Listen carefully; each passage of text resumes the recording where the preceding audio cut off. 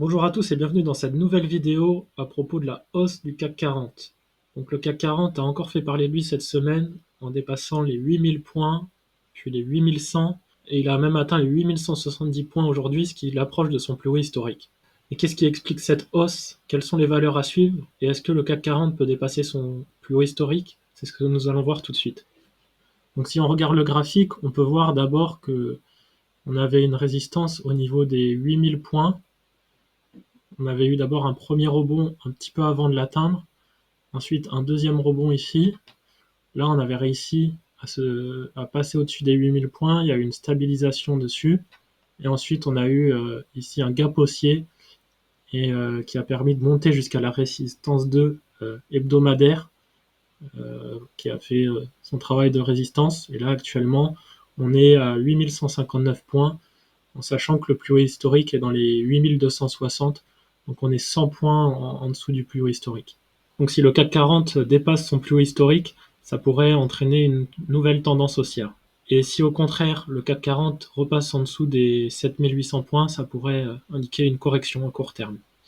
Donc plusieurs facteurs peuvent expliquer cette hausse. Tout d'abord, on a eu des résultats solides des entreprises françaises qui ont été annoncés récemment. Par exemple, on a la Société Générale qui a connu une hausse de 13% cette semaine suite à l'annonce de résultats solides et de perspectives encourageantes pour 2025. Ensuite, on a l'apaisement de la crise politique en France qui a également joué un rôle clé. Enfin, il y a également l'anticipation d'un assouplissement monétaire de la Banque centrale européenne. Donc parmi les valeurs qui ont soutenu la hausse du CAC 40 cette semaine, on a donc la Société Générale qui a bondi de plus de 13%.